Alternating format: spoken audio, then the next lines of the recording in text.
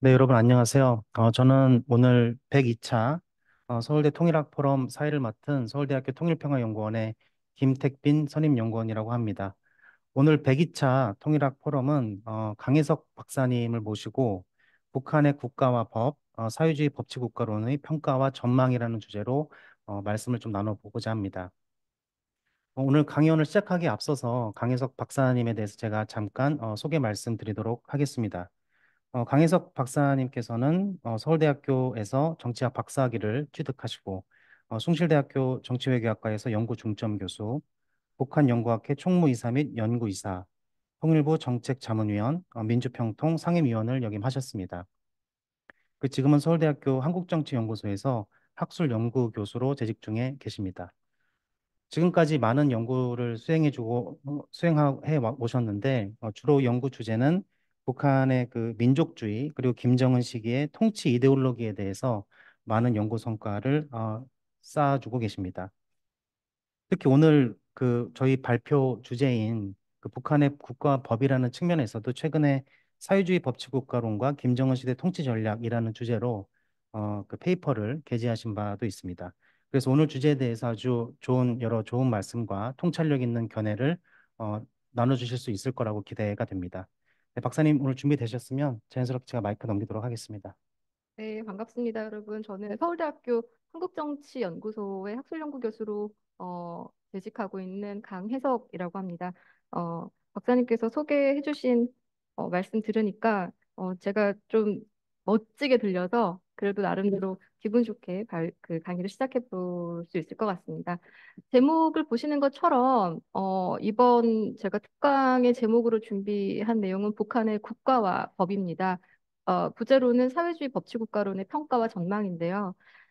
사실 저는 북한의 민족주의를 가지고 박사 논문을 쓰고 또 민족주의 관련한 여러 논문들을 작성해 왔습니다. 기본적으로 민족주의 자체에 대한 관심이라기보다는 북한이라는 어떤 그 공동체가 어떻게 통치를 해 나가는가 하는 과정에서 우리가 일반적으로 알고 있는 어떤 그 권력의 일방적이고 독선적인 독재 시스템에 의해서만 통치되는 것이 아니라 그 과정 자체도 그 내부의 내면을 들여다보면 나름대로의 다이나믹스와 나름대로의 정당성을 구성해 나가는 과정이 있다라는 것이 제가 기본적으로 갖고 있는 문제의식이고요. 그래서 그런 부분들이 그 김일성 주석의 사망 이후 그리고 그 전후로 벌어진 고난의 행군 시기에도 민족주의와 같은 어떤 그런 통치 이데올로기들이 물론 85년부터 부상을 했습니다만 그런 부분들이 국가의 생존과 또 국가가 지속되어 나가는 과정에서 굉장히 중요한 이데올로기적 역할을 했다.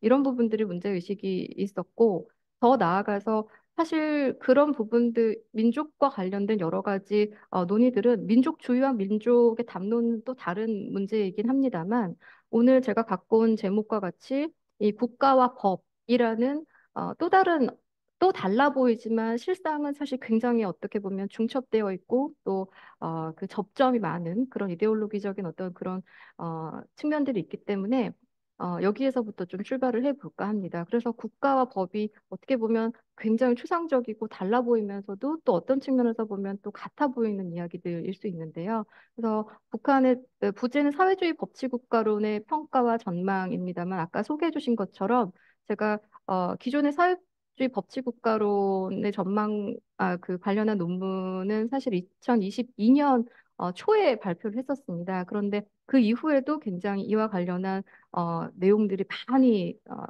누적이 돼 왔죠. 그래서 이런 부분들까지 포괄을 하고 그리고 최근 여러분들 잘 아시겠습니다만 적대적 두 국가 논쟁이 지금 북한에서 우리에게 던져준 화두이자 우리가 불편하게 지금 받아들고 있는 이 내용들인데 이런 것까지 어떻게 보면 뭐 다 소화는 못하겠습니다만 이런 것들이 북한의 법과 관련해서 또 법치국가나 이런 부분들 관련해서 우리가 어떤 내용들을 소화할 수 있을 것인지 잠깐 어, 살펴볼 수가 있을 것 같습니다.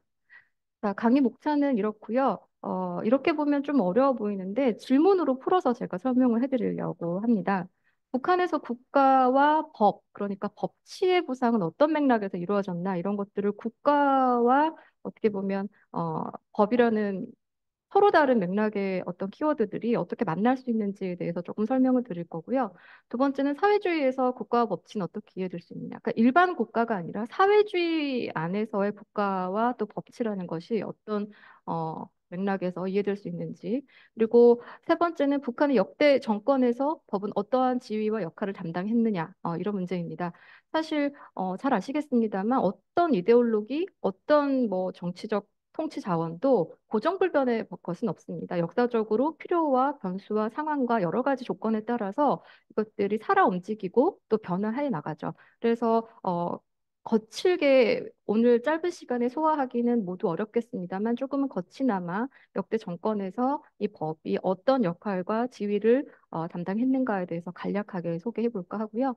그리고 네 번째는 그래서 김정은 정권에서 바야흐로 사회주의 법치국가론이 부상을 하고 제 기능을 수행하고 있는데 이런 부분들은 어떤 과정으로 전개되어 왔는지, 그리고 그걸 성과는 조금 더 구체적으로 어떻게 평가될 수 있는지, 그리고 그래서 결과적으로 우리가 북한의 사회주의 법치국가 실현이 가능한지, 다시 말해서 우리가 법치라고 했을 때 룰 오브 로라는 어떤 법에 의한 통치라는 것이 북한이라는 굉장히 독재 일변의 그런 시스템에서 법치라는 말이 가당키는 한지 뭐 이런 것들에 대해서 우리가 마지막으로 고민을 해보면서 이 이야기들을 좀 마무리해 볼까 합니다. 자, 보시면 아시겠지만 이 사진이 어떻게 보이세요, 여러분들? 조선 노동당 창건일 최근 사진인데요. 근데 올라가고 있는 이 깃발이 인공기입니다. 그러니까 다시 말하면 당기가 올라가는 것이 아니라 북한의 국기가 올라가고 있어요. 굉장히 특이한 현상인 거죠. 그래서 그러면 우리가 흔히 알고 있는 어, 그 홍과 전 그러니까 레드와 어떤 엑스퍼트의 관계에서 두 존재가 굉장히 사실 긴장을 하고 뭐 이런 상황인데 원래 우리가 흔히 알고 있는 어떤 그런 이론적인 차원에서의 그 당과 국가의 관계를 설명을 해보면 그런데 지금 보시면 아시겠지만 당 창건일에 인공기가 올라가는 거 우리가 어떻게 해석할 수 있냐? 우리가 많이 언론에서 보도되고 지금 학교에서 논의되고 있는 것처럼 우리 국가 제일주의가 부상하고 국가가 막 엄청나게 지금 커지고 있으니까 당을 압도한 게 아니야? 뭐 이런 생각도 들 수가 있겠죠. 그래서 우리 국가 제일주의 잠깐 언급하면서 이해를 좀 더 이야기를 해볼까 하는데요. 여러분 잘 아실 테니까 2017년에 노동신문 정론에서 우리 국가 제일주의가 등장을 했습니다. 근데 관련해서 이건 그냥 갑자기 등장한 건 아니고 중요한 계기를 바탕으로 이 우리 국가 제일주의가 등장을 하는데 바로 6차 핵실험이죠. ICBM에 탑재 가능한 수소폭탄 실험에 성공하면서 북한의 자신감은 정말 하늘을 찌르게 됩니다. 물론 그 당시에 유엔 안보리와 미국 국내법으로부터 강력한 대북 제재가 전개되는 가운데서 북한의 생존 전략이 굉장히 어떤 그 폭이 좁았던 건 사실이에요. 그렇지만 자력갱생을 통한 경제 회복 그리고 핵무기 고도화를 통한 안보의 확보 또 수령 중심의 체제 안정성을 찾아가는 과정에서 이런 것들을 좀 타개해 보려고 나름대로 노력을 한 거죠. 그게 유효하다, 효과적이다. 이 문제와는 좀 다르게 그 북한 당국에서 이런 것들을 돌파를 어떻게 할 것이냐 하는 문제들은 저런 방향성을 가지고 있었다라는 거죠. 어찌되었든 2017년 11월 29일 북한은 국가 핵무력 완성 선언을 합니다. 그리고 우리 국가 제일주의를 호명을 하게 되죠. 근데 이것이 2017년이니까 그것이 굉장히 담론상으로 막 블러핑 너무 다양하게 북한 매체에서 너무 많이 소개가 되고 지금 아마 우리 북한학 연구 쪽에서는 이 통치 담론과 관련해서 우리 국가 제일주의 굉장히 많이 언급되고 있는데 이것이 지금 한 3년 뭐 지금 2024년이니까 벌써 꽤 10년 가까이 되어 오죠. 그러는 동안에 우리 국가 제일주의 담론이 굉장히 많이 풍부해지고 많이 양적으로나 질적으로나 많이 팽창해 왔습니다. 성장해 왔죠. 그런데 그것이 결국에는 종국에는 그 수령 제일주의, 그러니까 국가가 곧 수령인 거 대체되는 어떤 그런 형국으로까지 와 있는 것 같습니다. 그래서 우리 국가 제일주의의 기본적인 구성 요건은 네 가지예요. 우리 수령, 우리 사상, 우리 제도, 우리 국력이 제일이라고 생각하는 신념과 자부심입니다. 그런데 이게 우리 민족 제일주의의 그 그 어떤 구성 요건의 형식과 굉장히 닮아 있다는 걸 알 수 있어요. 그러니까 위대한 수령은 수령과 동일하죠. 그리고 어, 사상은 저 뒤에 보시면 주체 사상과 동일하고 유사하고요.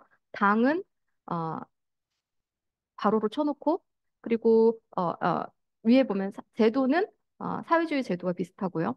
그런데 우리 국력이라는 단어하고 당이란 단어만 약간 세모로 됩니다. 완전히 동일하지 않기 때문이에요. 국가라고 하면 대치라고 할 수 있는데 국가도 아니고 국력으로 되어 있는 거죠.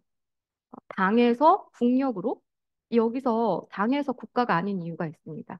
왜냐하면 당에서 국가고 단순한 리플레이스가 아니라 이때 국력은 이 당의 영도를 기본으로 한 질적으로 성장하고 양적으로 확대된 국가를 포괄하는 상태의 국력을 의미하는 것이기 때문입니다. 이때의 국력은 단순한 어떤 물리력의 확보라든지 이런 것들을 넘어서 조직성 그리고 국가 리더십 그리고 퍼포먼스 캐파 모든 것들을 포괄하는 그리고 그 위에 당의 영도가 어, 확보가 된 상태를 우리가 국력이라고 부를 수 있는 거죠. 그래서 이 단순하게 우리 국가 제일주의가 우리 민족주의 제의로부터 대체됐냐, 뭐 바뀌었다, 뭐 이렇게 얘기하는 것보다는 훨씬 더 깊고 심오한 얘기가 있을 수 있다. 그래서 우리 국가 제일주의는 결국 조선노동당이 국가의 존엄과 지위를 높이기 위한 결사적 투쟁의 결과다. 그러니까 다시 말하면 국가 제일주의라고 해서 국가가 모든 것의 최우선시 되는 것 같지만 사실은 그건 결국 당의 기획이었다. 그리고 그 당의 기획은 결국 최고 존엄의 사수가 가장 큰 일차적인 목표고 그리고 국익의 수호가 후차하는 어, 국가 목표라는 거죠. 지금 화살표로 해서 조금 헷갈리실 수 있는데 존엄이 가장 이렇게 부등호로 따지면 가장 우선시되는 가치라고 할 수 있겠습니다. 그래서 우리가 최근에 지금 얘기 나오고 뭐 이야기를 깊게 할 건 아니지만 어쨌든 우리 국가 제일주의가 부상하는 과정에서 분단고착화, 투코리아론의 비판을 굉장히 많이 받아왔습니다. 저도 그래서 2018년에 이제 학회부 같은 데다가 이게 이런 가능성을 갖고 있으니까 우리가 좀 예의주시할 필요가 있다라는 어떤 메시지를 담은 페이퍼도 작성한 적이 있는데 어찌됐건 간에 그런 어떤 가능성들을 그러니까 이 민족주의가 북한에서 성장하는 과정에서 여러 가지 언어로 이렇게 구성이 새롭게 되는 과정에서 민족 분리론의 씨앗은 언제든지 확대 발전될 수 있는 현실화될 수 있는 것들의 가능성들을 제기한 바가 있고 결국에는 2023년 말 적대적 두 국가 관계론이 어, 부상을 하게 되면서 우리 모두를 놀라게 했죠. 자, 그래서 8기 9차 전원회의 사진을 보고 계시고요. 그래서 북한에서 결국 법에 의한 통치를 선언했다라는 것이 도대체 무슨 말이냐. 법치. 아까 좀 전에 우리 국가 제일주의를 좀 보셨다면 그것과 연관된 이제 법치를 보실 텐데 사실 법의 제정과 실행 주체는 국가입니다. 우리가 헌법이라고 했을 때 법헌자의 법법자를 쓰는데 국가보다 더 상회하는 것이죠. 국가를 그러니까 인간의 기본적인 존엄과 기본권을 수호하기 위해서 그러니까 국가의 자의적이고 독단적인 권력의 전횡으로부터 인간 개인을 지키기 위해서 법 위에 법을 제정하는 국가보다 더 위에 존재하는 헌법이 있는 거죠. 그런데 국가는 물론 인간의 존엄과 기본권을 수호하기 위해서 물리적 폭력을 필연적으로 수반할 수밖에 없습니다. 그렇지만 어쨌든 북한에서 이게 이런 상황에서 북한에서 2012년에 김정은이 등장하자마자 그러니까 1년 정도 됐을 거예요. 12년 12월에 사법검찰기관 열성자 대회에서 김정은 위원장이 이 법치를 정식으로 호명합니다. 그러면 이 우리 국가제일주의와 사회주의 법치국가와 이게 무슨 관계야? 라고 했을 때 그 사이에는 소중한 연결고리가 하나 있습니다. 그것이 바로 인민대중제일주의입니다. 제가 2018년에 근로자 편집국 문서를 갖고 왔는데요. 이 근로자라는 그 매체 자체가 북한의 고위 엘리트들을 청자로 하고 주 독자로 하고 있는 중요한 북한의 공간 문헌입니다. 근데 여기에서 보면 우리 국가 제일 편집국에서 그러니까 기명도 아니고 굉장히 집단 창작에 의한 이 사설인데 많은 토론과 그런 어떤 정제 작업이 선행된 글인 거죠. 그 글에서 이렇게 나와 있어요. 우리 국가 제일주의이자 우리 인민 제일주의다. 그러니까 이거는 동일하다고 보면 되겠죠. 그러니까 위상이 동일하고 목표가 같다는 뜻입니다. 우리 공화국의 법은 인민대중의 자주적 요구와 권리를 법적으로 고착시키고 철저히 옹호 고수하는 인권 옹호, 인권 수호의 위력한 정치적 무기다. 그러니까 법이 정치적 무기라는 거예요. 수단화되어 있는 표현이고요. 우리는 사회주의 법무 생활을 강화해서 인민이 법을 지키고 법이 인민을 지키는 사회주의 법치국가를 건설하여야 한다. 그러니까 목표가 이 연결되는 거죠. 그러니까 법이라는 것이 인민들 중에 요구를 분명히 지키고 최우선시하고 뭐 인권 옹호 이런 것들을 하기 위해서 이거 자체가 인민대중제일주의인데 그걸 실현하는 것이 우리 국가가 최고인 이유고 그런 것들을 하기 위해서 가장 기본이 되는 수단이 바로 법이라는 겁니다. 법. 그래서 이 우리 국가 제일주의와 법의 연관성이 여기에 있는 거죠. 사실 이 우리가 현실적으로 보고 있는 북한이라든지 어떤 중국이라든지 이런 국가가 뭐 중국의 의법치국도 있습니다만 이런 국가들에서 흔히 법을 많이 악용이라면 악용일까요? 악법도 법이니까요. 근데 어쨌든 그런 법들을 활용하고 있는 거를 보면서 마치 사회주의 국가의 처음부터 국가가 통치의 중요한 무기였던 것처럼 이해될 수는 있는데 사실은 마르크스 레닌주의에서는 최초의 개념적 개념들이 만들어지는 과정에서는 계급 독재가 법치에 우선했다. 그러니까 다시 좀 풀어 말하면 궁극적으로 국가는 소멸되어야 할 대상이었습니다. 법이 아까 맨 처음 문두에 뭐라고 말씀드렸나요? 법은 그 만드는 주체가 국가였죠. 그러니까 국가와 법은 당시에는 곧 지금도 뭐 그런 측면이 강합니다만 국가와 법이 곧 동일한 존재가 되죠. 그래서 우리가 살고 있는 의회 민주주의에서 헌법은 최상위 규범과 절대적 권위를 갖고 있죠. 우리나라에서도 지금 현재 우리가 살고 있는 이 대한민국의 현 시점에서 가장 어떤 그 가치 갈등의 최고 판단의 수위는 결국 헌법재판소에 있지 않습니까? 그렇듯이 이 헌법은 가치 판단의 최상위 규범과 절대적 권위를 갖고 있다고 우리가 상식적으로 알고 있죠. 그런데 그러니까 사회주의 국가, 북한과 마찬가지로 초기에는 이 헌법은 당규약의 하위 개념이고 지금도 마찬가지입니다. 북한 헌법 제11조에 보면 19년에 개정이 됐는데요. 이제 뭐 영토 조항 때문에 조만간 다시 개정될 예정입니다만 어쨌든 가장 최근에 북한 헌법 11조에 보면 공화국은 당의 영도 밑에 모든 활동을 진행한다라고 되어 있고 마찬가지로 당규약에서도 제7장에서 인민정권은 당의 영도 밑에 활동한다라고 되어 있습니다.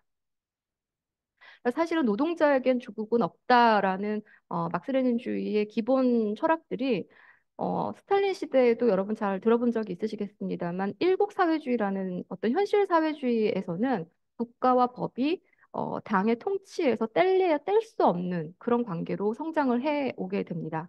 김일성도 마찬가지로 그렇게 그 논리들을 풀어나가는데 그게 바로 좀 들어보신 적 있으실지 모르겠습니다만 과도기론과 프롤레타리아 독재론이라는 거죠.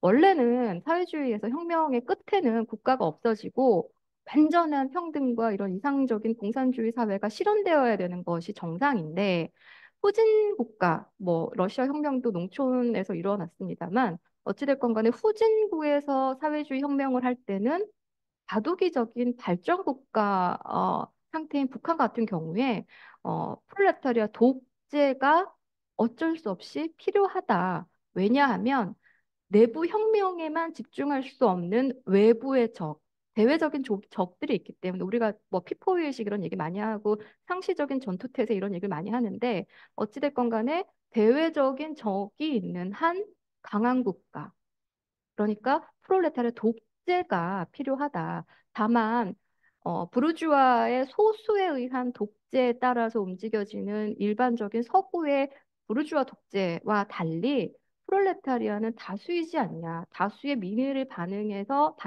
독재를 하기 때문에 정당하다라고 하면서 본인들의 그 일당 독재에 대해서 김일성 중심의 독재에 대해서 정당화를 해 나가죠. 거기에서 이제 왜곡이 있습니다. 거기까지만 했으면 뭐 괜찮을 수도 있었을지 모르겠습니다만 그것이 유일지배 체제와 후계 체제 그러니까 지금으로 오면 3대 세습까지 이어오면서 여러 가지 왜곡과 굴절 형상들이 있는 거죠. 어찌됐건 간에 북한에서 법을 수용해서 당이 법을 통해서 통치를 해야 되는 이유는 분명하게 나름대로의 정당성을 갖고 설정이 되었습니다. 되시나요? 그래서 어찌됐건 간에 그런 과정들이 북한의 김일성 아들, 후계자였던 김정일의 그 부상들과 여러 가지 연동이 되어가면서 이런 것들 프롤레타리아 독재 그러니까 정권의 힘이 키워지는 강화되는 형태로 이렇게 이어져 오는데 그렇다고 해서 막 법이 제대로 갖춰져 있고 이렇진 않았습니다. 뒤에서 잠깐 보시겠습니다만 그런데 어쨌든 이 세계적인 흐름에서도 이런 일이 있어요. 중국의 개혁 개방이 1978년에 있죠. 또 도이무이도 86년에 있습니다만 현실적인 법에 대한 수요가 발생하기 시작을 해요.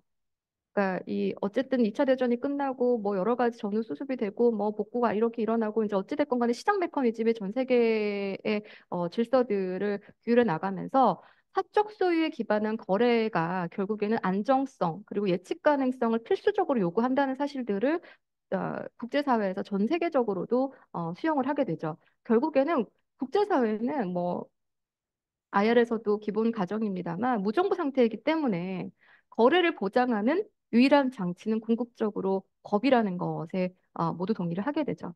그래서 결국 의법치국이라는 것이 중국의 개혁 개방과 같이 가게 되고 도입 모의를 할 때에도 베트남의 사법권 강화, 입법권 강화와 사법 개혁이 대표적으로 같이 수반될 수밖에 없었다라는 내용입니다.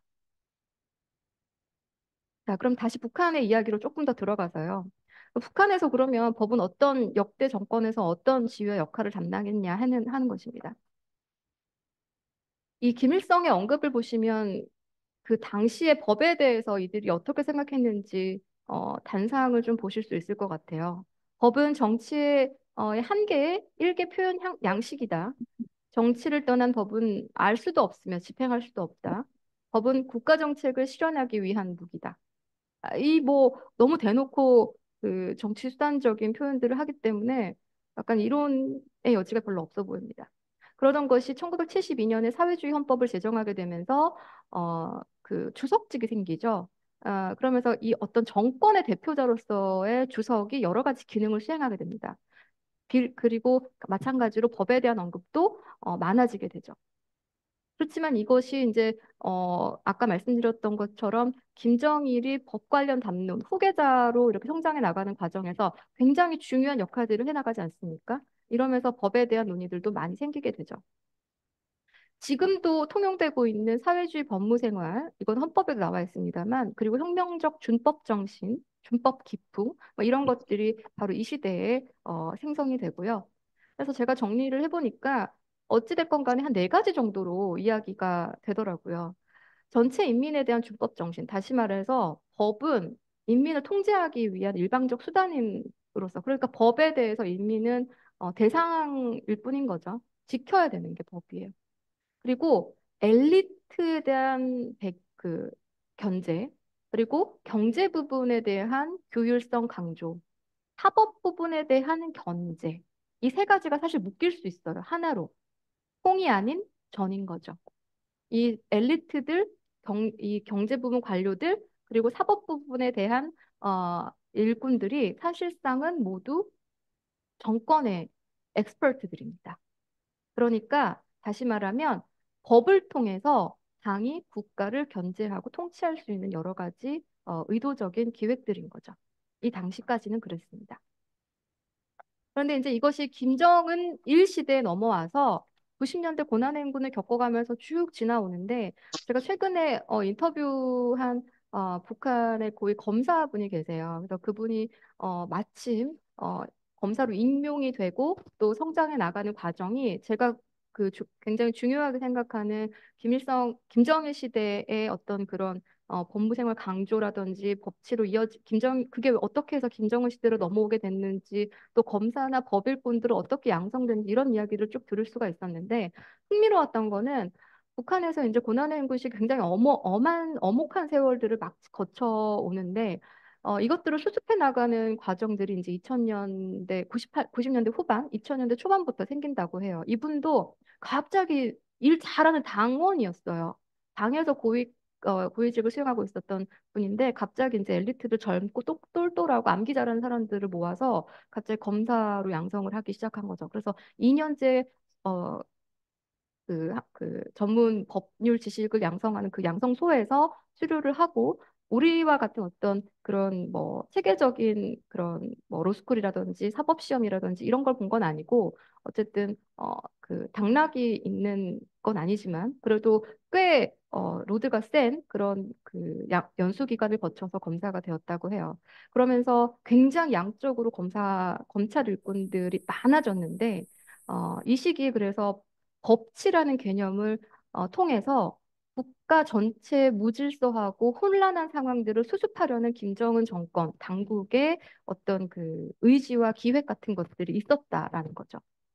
그래서 북한의 유명한 진문길이라는 교수가 있습니다. 근데 2022년까지 그는 어떤 글을 썼냐면, 법치를 굉장히 부르주아의 맥락에서만 사용을 했어요. 늘 그랬듯이 법치는 이 법을 가지고 부르주아들이 인민들을 막 자의적으로 자기들의 그거에 맞게 착취의 대상으로만 보고, 법은 결국에 그들의 도구일 뿐이다, 이런 식으로 쓸 때만 법치를 사용했거든요. 그러니까 늘 법치는 나쁜 맥락, 용례로만 활용이 됐던 거죠. 그래서 소련의 붕괴조차 현대 수정주의자들과 사회주의 배신자들이 이 부르주아 법치 개념에 따라서 잘못된 개혁을 하고 비정상적인 사태를 한 결과이기 때문에 아주 법치는 나쁜 거다라고 썼습니다. 그런데 다음에 보면 이 사람이 김정일의 사회주의 법건선 실천이 제기하는 문제들에 대해서 해답을 제시했다고 하면서 사회주의 법치국가 건설에 불멸의 기여를 했다고 하죠. 그래서 완전히 온도가 다른 법치의 용례를 보실 수가 있습니다. 그러니까 그때는 맞고 그때는 틀리고 지금은 맞다, 이런 이야기를 할 수 있는 거죠. 그러더니 이 법제도와 와 법제 사업이 본격화됩니다. 실제로 이제 92년의 헌법을 보면 이 법무 생활을 해야 된다라는 메시지가 들어가긴 하는데, 이 시기에 이제 신소제도 같은 것들, 그리고 청원과 관련된 인민의 대의, 인민의 어떤 직접적인 요구 같은 것들이 법에 반영될 수 있는 계기들이 막 생기고요.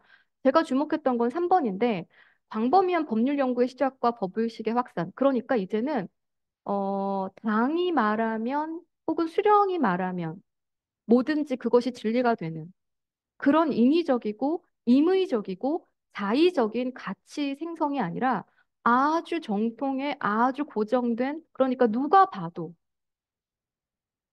규율하는 게 그렇잖아요. 약속된 형태로 흘러가는 것이 사회적인 안정성을 갖고 있는 건데, 이 법이 대중화됩니다. 2003년에 정치법률연구라는 것이 창간이 되는데요.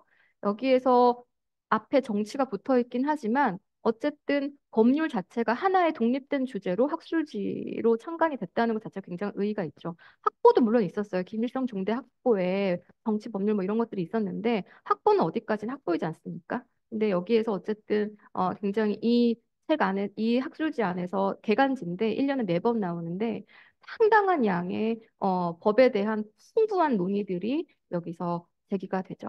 그리고 2004년에 최초의 대중용 법전이 출간이 됩니다. 그러니까 엘리트뿐만 아니라 일반 대중은 물론이고, 엘리트들한테도 이런 얘기를 물어보면 대중용 법전을 본 적이 있는 사람은 사실 거의 없었어요. 제가 그 통일부 심층 경제 연구 사업도 그 2년 정도 참여를 했었는데, 그냥 무수한 인터뷰어들을 보면서 제가 120명 정도 만났던 것 같아요. 근데 그분들 중에서 이 법전 봤다는 사람은 정말 단 한 명도 없었거든요. 그래서 어쩌면 형식적일 수도 있겠습니다만, 그럼에도 불구하고 이 법전이 갖는 의의는 굉장히 중요하죠. 왜냐하면 이걸 만든 사람도 있고, 이거가 어떤 의미를 갖고 있는지에 대해서도 아는 사람들이 있다라는 거는, 그 이후에 이제 후속적인 이런 작업들이 계속됩니다만 굉장히 중요할 수밖에 없죠. 왜냐하면 어, 이제 더 이상 권력은 자의적인 게 아닐 수도 있는 것이기 때문이죠.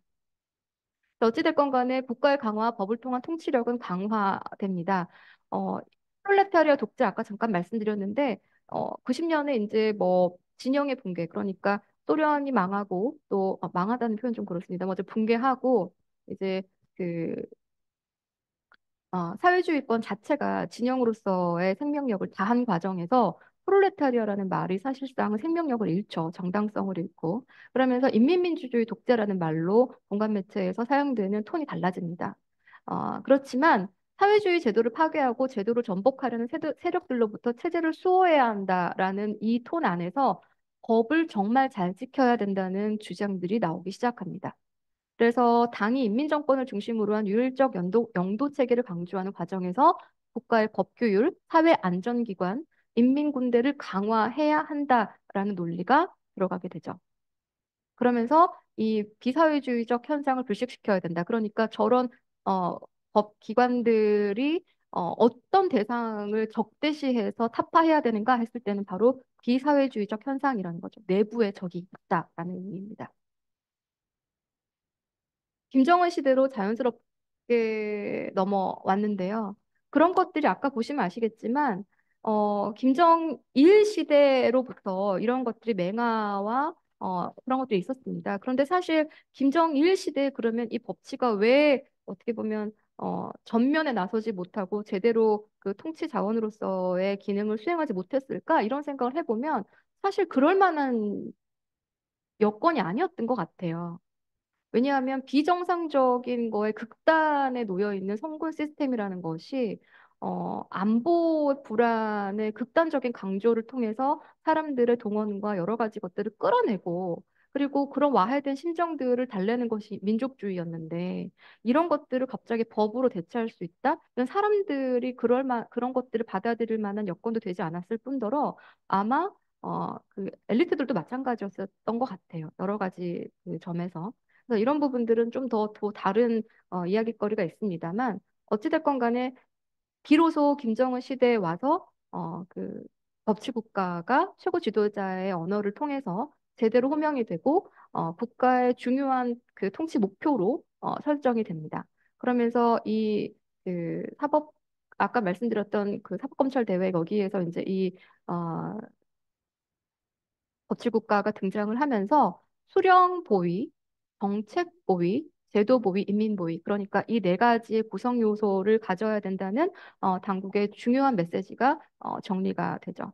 그리고 5차 법무 일꾼 대회가 있고 중요한 건 이제 법제정법이라는 것이 제정이 됩니다. 아까 그 법전이 굉장히 중요한 의미가 있다. 2004년에 최초의 대중적 법전이 만들어진 게 굉장히 중요한 의미가 있다라고 말씀드렸는데 법제정법은 그런 의미에서 더더더더 중요합니다. 뭐 이 부분에 있어서는 뭐 박정원 교수님이라든지 뭐 박서 박사님이라든지 굉장히 많은 분들의 연구가 있는데 어찌됐건 간에 법제정법 자체는 김정은 시대에 와서만 네다섯 차례 개정이 돼요. 그만큼 공을 들여야 되는 이 법치라는 거의 핵심이 법제정법이라고 해도 과언이 아닌 것 같습니다. 북한의 입법 체계 나름대로의 정교화 되고 체계화되는 그 시작점이 바로 이 법제정법의 제정이었던 것 같고 법률 연구를 보면 2003년에 그 개관이 됐다고 말씀드렸는데 이런 것들이 쭉 그 굉장히 논의를 많이 거쳐요. 그 내부에서. 그러면서 여러 가지 왜냐하면 일반적으로 의회 민주주의에서 말하는 법치는 정말 말 그대로 담백하게 법에 의해서 그 여러 가지 문건들을 서술하면 되는데 이거는 당이 영도하는 법이어야 되잖아요. 그러니까 이 행간에다가 당의 역할과 그런 어떤 보이지 않는 권력의 동학들을 잘 스며 넣어야 됐거든요. 그래서 이게 굉장히 중요했던 거죠. 그래서 법의 위계라든지 체계가 마련되고 법안 작성과 법 제정에 관련한 여러 가지 방식들과 이런 내용들이 포괄되는 것이 바로 법 제정 사업이었습니다. 말씀드렸듯이 5차례 개정이 있었고요. 그리고 이제 아까 말씀드렸던 대중적으로 이런 법에 따라서 생활하고 당의 어떤 이야기가 아니라 물론 그 뒤에 히든 존재로서 그 당이 있지만 법으로 지켜야 된다. 그 법 앞에는 누구나 평등하고 어떤 성분이나 이런 것들 중요하지 않다라고 당국에서 이야기를 하죠. 사람들이 많이 갖고 있던 의구심 같은 거 조금 내려놓을 수 있는 계기가 됩니다. 법치국가와 대중적 정치 사상 동원 전술이 이어지는데 모범 준법 단위 쟁취운동이라는 게 사실 2007년에 김정일이 만드는데요. 2009년에는 5개에 불과했던 것이 2019년에는 500개, 2020년에 8월 기준으로 했을 때 200개, 총 2천여 개가 됐고요. 2021년 8차 당대회부터 2022년까지 890개니까 추정해보면 3,000개는 최소 좋게 넘을 것이라는 그 추산이 가능합니다. 이게 의미하는 바가 뭐냐? 뭐 굉장히 별의별 거 다 있어요. 초등학교도 있고 무슨 이렇게 급식소도 있고요. 뭐 우리가 막 흔히 굉장히 저런 데가 준법다니 뭐 뭐를 했길래 준법다니? 그러니까 제가 어, 예상을 해보면 아마도 이런 어떤 그 법에 관한 여러 가지 교육들, 법일꾼들이나 법 관련 해설사들이 있거든요. 이런 부분들을 좀 교육을 잘 듣고 뭐 여러 가지 몇 가지 기본이 되는 이수를 한 기초 단체들한테 주는 어떻게 보면 명예로운 그런 인센티브가 아닐까라고 생각을 하는데 그러면 뭐 여러 가지 뭐 물질적인 게 따라오느냐? 그렇진 않다고 하더라고요. 알아본 바에 의하면. 그렇지만 어쨌든 그 법치라는 것이 일반적인 단위의 아주 기초 단위의 사람들한테까지 뭔가 법이라는 것으로 사회가 운영되고 국가가 정상적으로 돌아가고 있다라는 확신을 조금씩 심어주는 계기가 되는 건 분명해 보입니다. 정치법률 연구가 개관됐다고 했는데 이 정치법률 연구가 18년에 법률 연구로 개칭이 됩니다. 정치를 떼버리죠. 오, 굉장히 저는 이거 보면서 왜냐하면 이걸 쭉 이렇게 맨날 보는데 갑자기 2018년 걸 탁 폈더니 정치가 없어졌더라고요. 저는 굉장히 놀랐습니다. 그러면서 대대적인 법제 사업이 전개가 되죠. 무슨 법들이 얼마나 전개가 됐을까요? 제가 2022년에 우리나라 국가정보원에서 그 북한 법령집이라는 걸 상하권으로 나누어서 발간을 했더라고요. 그래서 이거를 제가 일일이 수기로 해가지고 정리를 해 보았습니다. 그리고 2022년 어떤 특정 시점 이후에 제정된 법에 대해서는 또 포괄을 못하고 있기 때문에 그건 또 이제 노동신문이라든지 다른 매체를 통해서 제가 추가적으로 보완을 했는데 김일성, 김정일 시대까지 모두 토탈해서, 그러니까 김정일 사망 시점까지 제정된 법률은 북한에서 204개로 기록이 되어 있습니다. 그런데 김정은 시대, 그러니까 2012년부터 2023년까지 신규로 제정된 법은 98개입니다. 김정은 정권에서 근데 이렇게 보면은 200개가 훨씬 많으니까 뭐 비슷하겠거니라고 생각이 드실 텐데 뭐 나누면은 비슷한 거 아니야 이렇게 생각이 드실 텐데 김정은 정권에서 최소 한 차례 이상 수정한 법률로 따져보니까 224개예요. 그러니까 그 역사를 다 합해도 김정은 정권 12년 이상 13년의 기간에서 훨씬 더 많은 법률 제정 사업이 있었고 이거는 중복 카운팅은 아니라 한 차례 이상 수정된 법률만 한 거기 때문에 실제로 법을 다루었던 그거 한 차례 이상까지 중복 카운팅을 빼고 다 실제로 그것들을 추산해 보면 훨씬 더 큰 규모일 수 있겠죠. 왜냐하면 형법 같은 경우에는 김정은 시대에만 17번 개정이 되거든요. 건설법, 지금 뭐 북한은 살림집 만들고 평양 뭐 전국적으로 건설의 붐이 일어나는데 이 건설법 같은 경우에도 11차례 수정이 되고 뭐 북한에서 중요하다고 지금 언급되고 중요한 정책적인 어떤 목표로 되고 있는 사업들과 관련한 법들은 거의 다 많이 제정이 됐습니다. 그래서 네 차례 이상 개정된 법들을 이러고 쭉 보시면 어, 그 기본 법률 관련해 다시 말해 형사소송법이라든지 형법이라든지 법제정법 이런 것들이 조금 한 축이 있고 나머지 법들은 실질적으로 북한에서 필요가 있고 수요가 있는 법들 다시 말해서 경제 관련한 경제자금 프로그램과 관련된 여러 가지 정책 소요에서 비롯된 법률들이 많다는 거. 그리고 비상방역법이라든지 뭐 재해구조 이런 법들을 보시면 아시겠지만 팬데믹과 여러 가지 북한에서 있었던 그런 어떤 아니, 그러니까 그런 재해에 대한 북한 당국의 어떤 그 어, 해법 같은 것들이 법률에도 굉장히 적극적으로 반영이 되었다. 왜냐하면 십 몇 년 안에 이렇게 법안이 여러 차례 개정되고 수정되는 건 사실 그렇게 흔한 일은 아니거든요. 북한 역사를 봐도 뭐 일반 우리 국가를 봐도 그렇지만. 자, 제가 인민복지라고 했습니다. 그러니까 김정은 시대 법제 사업의 특징을 제가 크게 두 가지 갈래로 갈랐는데요.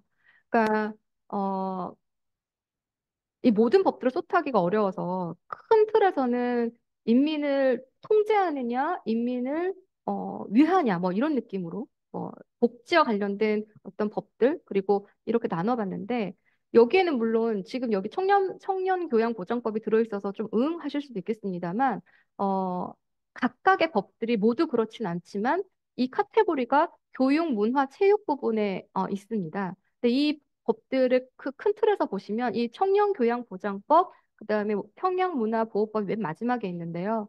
이 법들을 여기 청년교양보장법이 있으시고 이렇게 있고 중간에 보면 이제 뭐 그 원격교육법도 있고 뭐 이렇게 쭉 있습니다. 근데 어쨌든 이게 8개에서 18개로 추가적인 신규 법안들이 제정이 되고 이런 것들이 김정은 시대에 보면 225% 증가했다는 거 보실 수가 있어요. 그러니까 인민들이 뭐 그게 통제 내용을 담든 어쨌든지 간에 몇 가지 법률을 제외하고는 실질적으로 그 교육법이 운영되는 것과는 좀 무관하게 제가 너무 사족을 많이 답니다만 어쨌든 법 자체는 굉장히 많이 확대됐다. 교육을 받을 권리가 법적으로는 많이 신장이 됐다. 이렇게 말할 수도 있을 것 같아요. 양적으로는. 최소한 외연으로는. 근데 또 저희가 인터뷰를 해본 결과는 실제로는 그렇진 않아요. 그 지체 현상이 굉장히 있고 괴리가 있는데 어쨌든 법은 그렇게 건설되고 있더라라는 거죠. 보건 부분은 9개에서 12개가 되는데 130% 확대가 되죠. 3개 부분을 제외하고 나머지는 김정은 시대에 제정되었거나 혹은 1회 이상 개정을 거칩니다. 굉장히 이제 여기서 팬데믹과 관련한 여러 제법들도 여기에 보여질 수 있을 것 같고요. 그리고 환경 부분에서도 많은 비약적인 신장이 있었습니다. 6개 부분을 제외하고 18개가 김정은 시대에 제정됐거나 혹은 1회 이상 개정이 됐던 거죠. 그래서 환경오염 뭐 방지법이라든지 뭐 폐기물 뭐 이런 취급 법 이런 것들 뭐 굉장히 또 물자원법 이런 것들 보면 제가 이렇게 요 화면에 어떻게 보이실지 모르겠습니다. 토지법 같은 거에 이렇게 금을 쳐놨거든요. 이거는 김정은 시대에 개정되거나 이런 건 아닌 법률. 근데 국토환경 부분의 전체 법률 가운데서 빗금 쳐진 것들 제외하고는 모두 김정은 시대에서 어떻게든 만져진 법들이라는 거죠.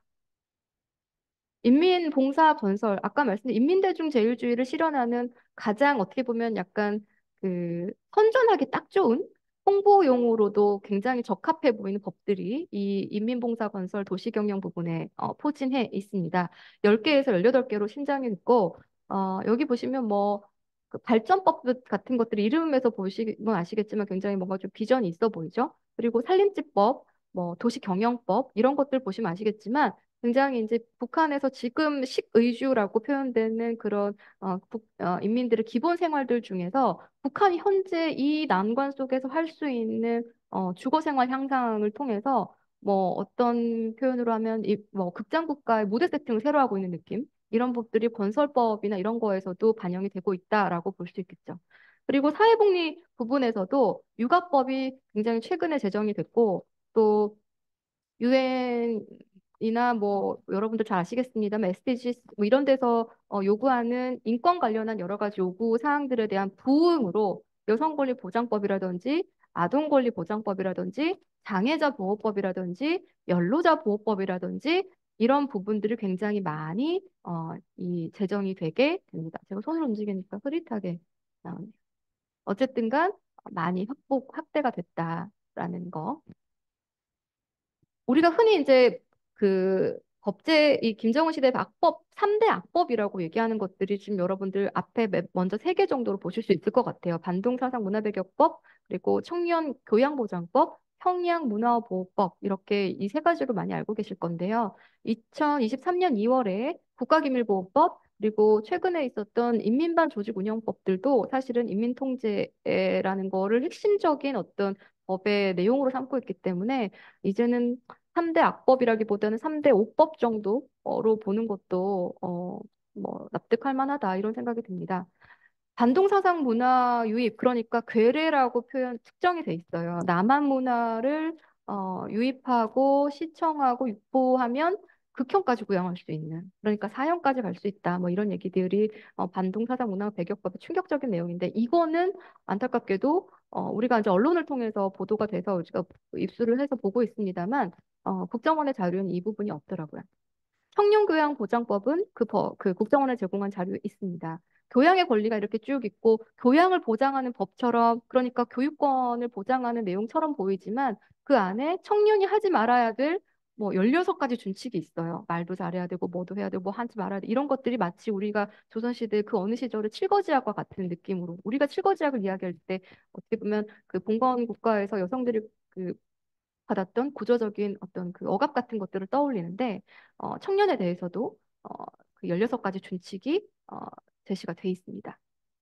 그리고 평양문화보호법, 괴뢰말, 이꼴, 남한말을 사용을 절대 금하는 어떤 법이죠. 이 세 가지 법들, 그리고 밑에도 보시면 나옵니다만, 공통적으로 그 벌금을 굉장히 강하게 부여를 하고 있습니다. 이게 또 북한 김정은 시대에 들어서 새롭게 관찰되고 있는 특징 중에 하나인데요. 벌금을 뭐 기관 포함해서 뭐 그 북한의 어떤 그 물가라는 게 있지 않습니까? 그러니까 그거에 비해서 말도 안 되는 그 벌금들을 부과를 하고 있거든요.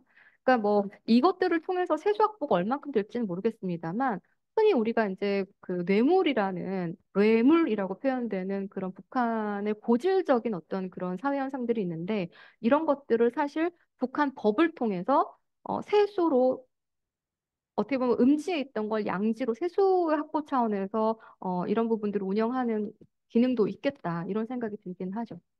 국가기밀보호법이 왜 이게 중요하냐? 전문은 미공개가 됐습니다만 이름도 중국의 국가기밀보호법과 유사합니다.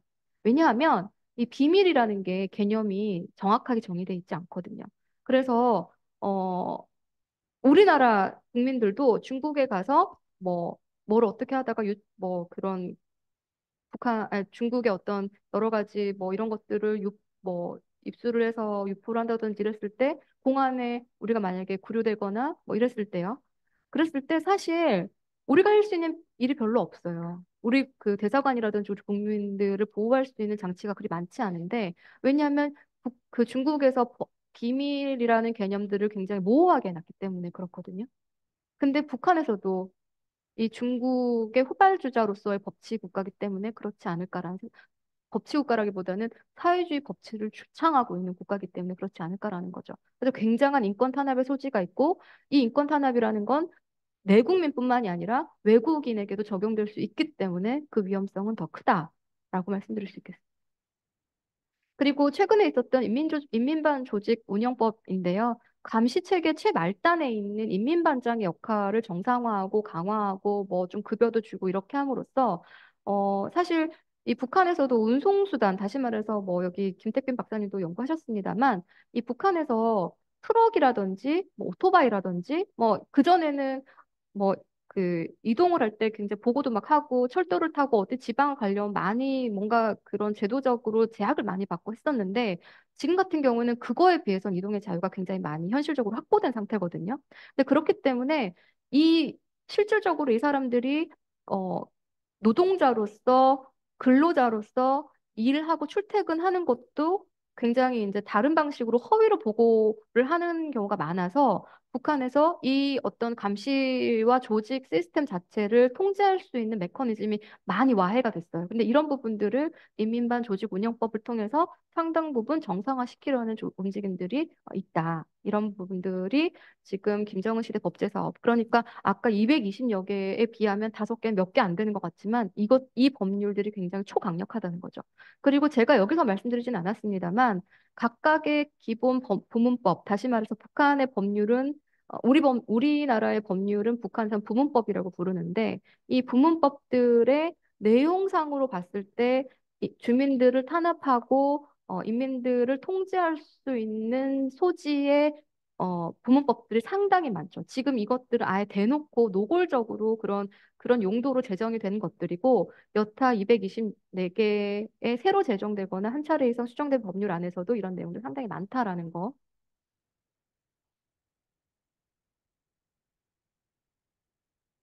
사실 이런 북한에서 법치라는 거가 사실 법치라는 말을 하는 게 조금 뭐 불편하실 수도 있는 분들도 계실 것 같아요. 특히 법학 일반에서 법치라는 건 말 그대로 신성한 어떤 용어이기 때문에 이걸 사회주의 북한에서 이걸 쓴다? 이런 것들 굉장히 불편하게 느껴지실 분들 있을 것 같아요. 근데 어찌 됐건 간에 북한에서 그러니까 도구로서만 쓰는 법이 아니라 진짜 우리 인간 그러니까 개인으로 존재하는 인간의 자유와 어떤 보편타당한 그런 권리 같은 것들을 보호해줘야 되는 어떤 그런 그 개념들에 대해서 눈을 뜨게 된 시점들도 있어요. 아까 말씀드린 것처럼 북한 국내 정치적인 혹은 경제적인 필요 이런 것들과 다른 결에서 북한에서 이제 93년 1차 북핵위가 있었습니다만 북핵 문제를 가지고 유엔에서 뭐 여러 가지 연설도 하고 대북 제재 등에서도 자기는 왜 그랬는지에 대해서 정치적으로 항변을 하죠. 그런데 그런 언어들을 처음에 아무도 들을 수가 없었어요. 너무 일방적이고 그 논리들이 너무나 특수성이 입각한 단어들이었기 때문에. 그런데 북한에서 최근에 무슨 용어를 쓰죠? 이중 규율은 절대 허용하지 않는다라는 말 하죠. 북한에서 보편적인 국제법에 대해서 관심을 기울이기 시작합니다. 왜냐하면 자신들의 말을 혹은 자신들의 논리를 자신들의 정책을 정당화하기 위해서 최소한의 인권을 달성하려는 노력들이 있는 거죠. 이게 잘했다 못했다의 문제가 아니라 그런 식으로 법의 표현들과 그런 보편타당한 가치들을 법을 통해서 배워나가는 부분들이 분명히 있더라라는 거죠. 아까 잠깐 언급했던 SDGs나 VNR 같은 경우에 또 뭐 인권 보고서 같은 경우에도 환경과 여성, 장애, 아동 이런 복지 이슈들을 중심으로 관심을 제고시켜 나가는데 최소한 북한이 정치 영역, 사회 영역이 아닌 인간에 대한 어떤 그런 취약계층이라든지 이런 부분에 있어서는 정상 국가를 향해서 굉장히 우리가 그 보편타당한 규범과 규율들을 잘 지켜나가고 있다. 그러니까 나 좀 인정해줘라는 인정투쟁이 국제사회를 대상으로 전개가 되고 있는 것도 법치의 한 축이라고 이해할 수 있겠습니다. 어쨌든 외관은 그럴듯한 북한 평양시의 모습인데요. 이 법치가 그래서 5가지 쟁점에 대한 이야기를 제가 소개를 하면서 이 오늘 특강을 마무리를 할까 하는데요. 아까 잠깐 강의 중에 말씀드렸습니다만 이 룰 오브 로의 실현 가능성에 대해서 하나 말씀드릴 수 있을 것 같아요. 그러니까 말 그대로 법에 의한 통치라는 건 당의 명도가 지속되는 한 불가능해 보이죠.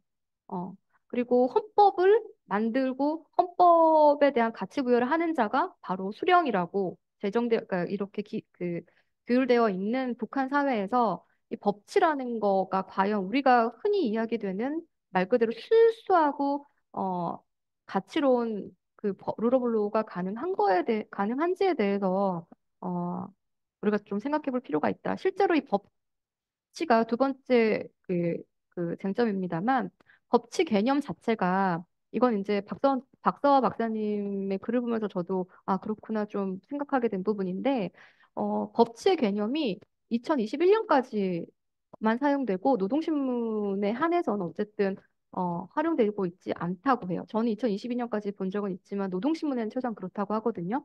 그러니까 아무래도 방금 말씀드렸던 법에 의해서 모든 가치와 그런 것들이 결정되는 룰 오브 로의 개념들을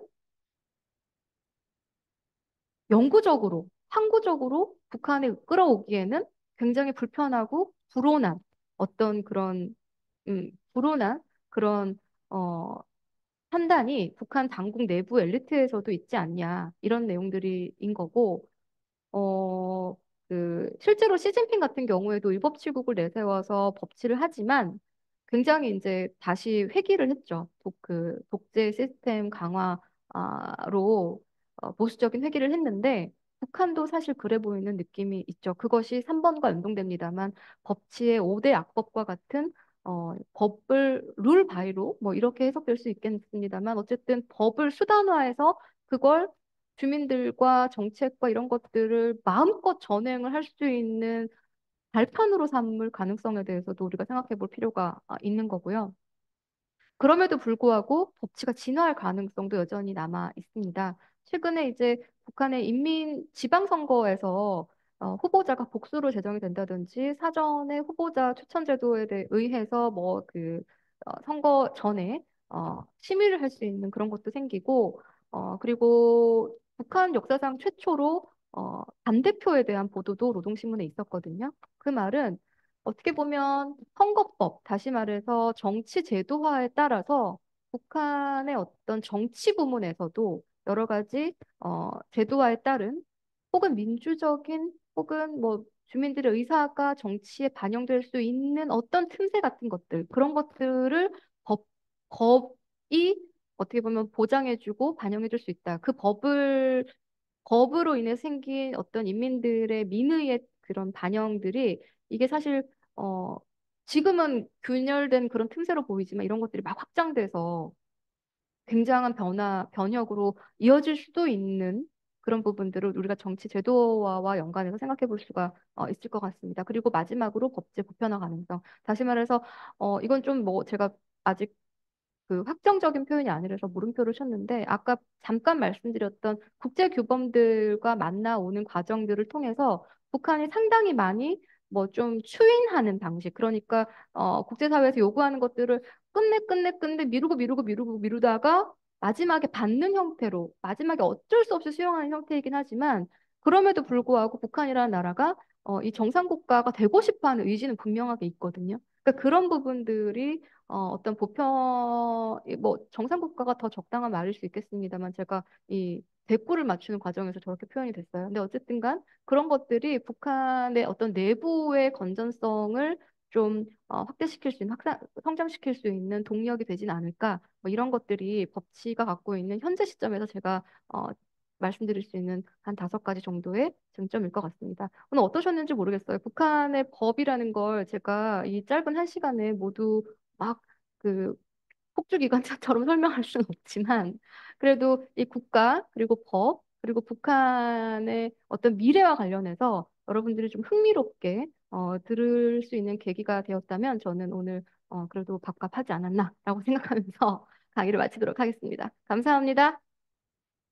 네, 오늘 너무 이렇게 아나운서처럼 명료한 발음으로 네, 아주 훌륭한 강해 주신 강혜석 그 박사님께 다시 한번 감사드리고 이제 그 Q&A 세션을 가지도록 하겠습니다. 여러분께서 오늘 강연 들으시면서 들었던 의문이나 궁금한 점 아니면 여러 가지 질문 사항들 가지고 계시면 그 Q&A 세션이니까 그 자연스럽게 채팅창에 올려주시면 저희가 순차적으로 그렇게 그 질문을 답변을 하도록 그렇게 하겠습니다. 여러분들이 좀 답변을 그 질문을 올리시는데 좀 시간이 걸리니까 제가 먼저 좀 그 Q&A 세션의 서두를 제가 시작을 좀 해보도록 하겠습니다. 보통 제가 그 통일학 포럼 그 이렇게 강연을 하게 되면 대부분의 그 연사님들께 처음에는 좀 소프트한 질문을 보통 드립니다. 근데 어떤 질문이냐면 이건 뭐 정답이 있는 사실 질문은 아닌데요.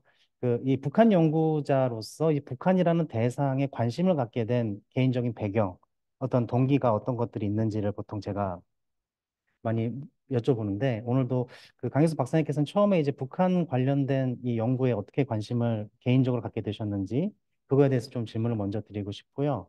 그게 첫 번째 질문이고 하나만 더 추가적으로 오늘 강연 내용과 조금 관련된 질문을 조금 드리자면 두 번째 질문은 그 아까 강의 슬라이드를 통해서 제가 이렇게 쭉 지켜보니까 어, 김일성, 김정일, 김정은 시기로 넘어오면서 북한의 어떤 그 법치국가로의 변화가 감지가 됐는데 특히 가장 큰 변화가 감지된 시점은 김정일에서 김정은으로 넘어오는 시기에 그러니까 김정은 시기가 됐을 때 상당히 법치국가로서의 많은 변화들이 있었다. 그리고 최초로 그 최고 지도자가 어떤 법치국가라는 그런 개념 자체를 호명을 하고 또 입법 체계에도 정비를 하고 또 법치를 여러 가지 그 채널을 통해서 강조를 하고 이런 것들이 김정은 시기에 많이 관찰이 됐다라고 말씀을 하셨는데 그 원인과 배경에 대해서 좀 말씀해 주시면 좋을 것 같습니다. 왜 이전 시기가 아니라 김정은 시기에 그러한 그 변화들이 더 뚜렷하게 촉발이 됐는지에 대해서 말씀해 주시면 좀 좋지 않을까 이 생각이 들어서 네, 먼저 제가 2가지 질문을 드리도록 하겠습니다. 네, 어,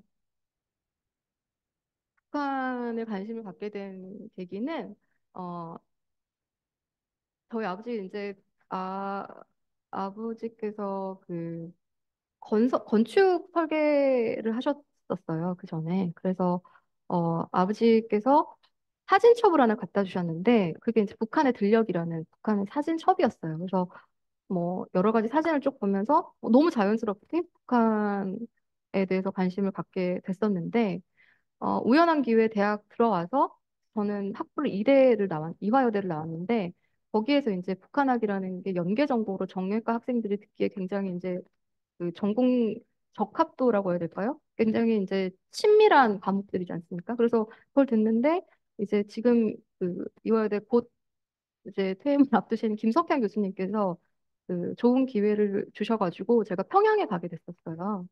그래서 그때가 2005년이었던 것 같아요. 2005년에 평양을 가서 무려 제가 그 당시 아리랑을 관람을 했지 않습니까? 아리랑 축적. 네. 네, 빛나는 조국 이전에 아리랑 축전을 관람하게 되면서 제가 너무 압도되고 다른 그 진로에 대해서 생각하지 못하게 되는 실책을 범하게 되는 게 됐었는데요. 그런 정말 10만 명 이상, 전 이거 나중에 이제 박사论쓰고도 이걸 가지고 논문도 썼습니다만 아주 일사불란하고 예술적으로 보이는 이 아름다운 정치 지배 현상, 이 통제가 이렇게 비극적인 거죠. 사실 어떻게 보면 아이러니하고 비극적으로까지 보이는 이 아이러니한 이 정치 체제에 대해서 공부하지 아니할 수 없어서 맞습니다. 그리고 아까 제가 강의 중에 이렇게 스킵하면서 짧게 설명이 됐습니다만 이 왜 김정일 시대의 법치라는 말이 나왔지만 세팅되지 못하고 정착하지 못하고 통치 제재로 그 활용되지 못하고 김정은 시대에 와서 이런 일이 정착이 되고 했느냐 이건 그 어떻게 보면 김정일이라는 정권의 숙명과도 같은 것이 아니었나 저는 생각을 해요. 그러니까 본의 아니게 어 경격 네 본의 아니게 그, 그 사회주의 진영의 붕괴 자체는 사실 기획 그 정권의 그런 실기와는 상관이 없지 않습니까? 그러니까 그렇고 수령의 사망, 그러니까 극단적으로 우상화되었던 수령이 사망했을 때 그 권위가 주는 공백에 대해서도 사실 그 자체는 물론 후계자였던 김정일이 만들어낸 허상이었을지 모르겠습니다만 어쨌든 그 책임도 김정일 정부가 져야 됐던 거죠. 근데 그런 과정에서 성군 정치라는 건 그 진영의 위기와 여러 가지 재난재해와 경제적 뭐 위기 이런 것들을 돌파해낼 수 있는 유일한 어떻게 보면 그들이 선택할 수 있는 자원들 중에 거의 유일한 것이 군에 대한 최우선시 되는 정책이었을 거고 그리고 그런 것들을 와해되는 민심들을 부여잡기 위해서 사실 만들어낸 것이 어떻게 보면은 뭐 민족주의였을 수도 있어요. 근데 어쨌든간 이 상태에서 법을 갑자기 하기에는 이미 사회가 많이 바뀌는 과정 속에서 제대로 그 접근할 수 없었을 거라는 판단이 있습니다. 다시 말해서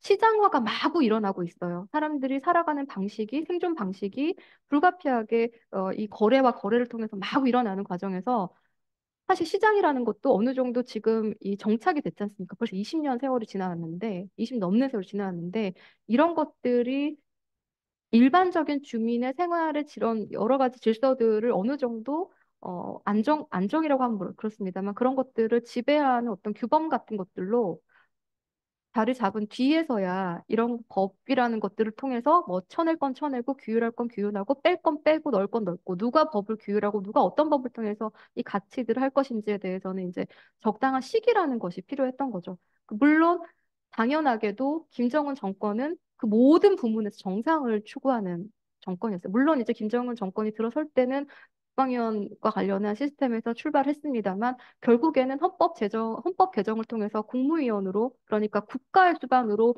자리매김해 나가는 것이 김정은의 어떻게 보면 권력 공고화의 과정이었다면 이런 것들이 사실 법을 통해서 출발을 하게 됐던 것도 어떻게 보면 김정일이 후계자였던 혹은 북한의 미래에 남겨준 유산이 아니었을까 저는 그렇게 생각을 합니다. 네. 그러면 뭐 요약하자면 어떤 김정일 시기에 비해서 김정은 시기가 되면서 그동안의 어떤 사회적인 굉장히 많은 다이나믹스들이나 변화들이 뿌리 내리고 난 다음에 그 다음에 이제 여러 가지 그런 법제적인 노력들이 어, 차후적으로 생겨난 게 아닌가 이렇게 좀 설명해 주신 것 같습니다. 여러분들께서 지금 질문들을 많이 올려주고 계신데요. 그 질문을 조금 더 좀 그 요약해서 좀 짧게 해주시면 좋을 것 같습니다. 저희가 그 질문을 눈으로 읽고서 답변을 해야 되기 때문에 너무 길게 해주시면은 좀 시간이 많이 걸립니다. 그래서 조금 그 요약을 해서 짧게 해주시면은 감사하겠습니다. 지금 유경 그 선생님께서 올려주신 질문인데요. 김정은 시대 법률 제정과 개정의 빈도수가 많다는 취지의 말씀 들었는데, 혹시 이러한 법률 제정 개정의 빈도가 연례적으로 유사한 빈도가 있는지 아니면 특정 시기에 집중되었는지, 아니면 초기에 비해서 최근 법률 정비가 늘어났는지, 이런 질문을 해주셨습니다. 그러니까 그 김정은 시기 안에서 법률이 제정이나 수정이 많이 늘어났다라는 것을 알겠는데, 그 안에서의 어떤 시기적인 변화나 그런 차이들이 좀 있는지 이 부분에 대해서 질문해 주신 것 같습니다. 간단하게 답을 드리면요. 제가 뭐 모든 법들을 연도별로 보기가 어려운 게 아까 보셨지만 형법 같은 경우에는 14년, 그러니까 정권 지금 12년부터 24년까지 12년 좀 넘는 기간 동안 17차례가 개정이 됐지 않습니까? 그래서 그 개정된 숫자들을 제가 연도별로 해서 그렇게 보기는 어려워서 그것까지는 제가 말씀드릴 수는 없지만 최소한 중요한 건 지금 이 법을 입법권을 갖고 있는 그러니까 북한에서 법을 어쨌든 제정하고 공포하는 기관인 최고인민회의가 지금 여러분들 잘 아시겠습니다만 지금 14기 10차 회의까지 진행이 됐습니다. 근데 원래대로라면 한 3월경에 대의원 선거가 있고 지금 15기가 되어야 정상이겠죠. 근데 이 14기 최고인민회의에서 역대로 가장 많은 입법 활동이 있었던 건 사실이에요. 그래서 그것들이 아까 말씀드린 것처럼 재정과 관련해서 재정 자체는 98개인데 이게 모든 연도에 골고루 분포되어 있는지는 제가 정확하게 그래서 평균값이 딱 정해져 있는지는 제가 확정적으로 말씀드릴 수는 없습니다만 이 개정된 것과 이런 것들을 쭉 보면 그래도 특정한 어떤 연도에 편중되기보다는 아주 그래도 일관된 형태로 제정이 되었다. 그럼에도 불구하고 더 주목할 부분은 2015년인가요? 그 14기가 출범하고 나서 더 가장 많은 법 제정 사업이 있었다. 이 부분에 있어서 유승철 안경모 교수가 쓴 최고인민회의 관련한 입법 활동들의 논문이 있거든요. 이걸 보시면 조금 더 참고가 될 것 같습니다. 네, 그 법의 제정 빈도수 관련된 부분도 상당히 중요할 수 있지만 동시에 또 그 어떤 법을 어떤 시기에 제정했느냐도 굉장히 중요할 수 있을 것 같습니다. 왜냐하면 이제 보통 사회통제법 아까 그 슬라이드에서 나왔지만 3대 그 사회통제법이라고 일컬어지는 뭐 반동사상 무관할 배격법부터 이런 것들은 또 2020년 이후에 중점적으로 또 제정이 됐다는 측면에서 빈도수 그리고 어떤 성격의 법들이 잠깐만. 네, 진행됐는지 이런 것들도 상당히 중요할 것 같습니다. 두 번째 질문은 시장경제 관련된 질문인 것 같은데요. 이 개성공단에서 여러 가지 경협 사업에서 북한이 시장경제 국가들하고 교류를 많이 해 음, 나갔는데 노동법, 회사법 같은 개념이 없어가지고 많이 그 어려움이 있었다. 그래서 김정은 정권 들어서 어, 이러한 시장 경제 관련된 제도적인 개념들이 북한의 그 법 시스템 속에서 흡수되고 수용되고 있는지 아니면 오히려 외면받거나 차단되고 있는지 시장 경쟁의 어떤 확산을 차단하려고 하는 노력들이 법제적으로 더 많이 있는지 수용되는지 아니면 오히려 시장 경제를 뭔가 이렇게 배척하는 그런 법률들이 더 많이 있는지 여기에 대해서 현실이 어떤지 좀 궁금하다고 말씀을 해주셨습니다. 네, 그, 어, 저 이름, 지금 질문해주신 선생님의 조남이 제가 2018년에 강의했을 때 굉장히 제 수업을 적극적으로 듣던 학생의 이름과 동일해요. 그래서 아마 그 학생이 그때 당시에도 굉장히 적극적으로 질문을 길게 하던 또 와서 질문을 길게 하고 있나? 만약에 아니라면 굉장히 외람된 저의 멘트에 사과를 드리고요. 이 노동법과 관련해서 북한의 지금 법제 사업에서 얼만큼 반영되고 있냐. 왜냐하면 개성공단을 포함해서 여러 가지 외국인 투자들도 마찬가지겠습니다만 외국인 기업법과 관련해서 이렇게 와서 우리나라에서 노동자가 북한 주민이 아니라 외국인일 수도 있으니까요. 그러니까 저런 문제 굉장히 중요하죠. 그래서 북한에서 굉장히 중요하게 생각합니다.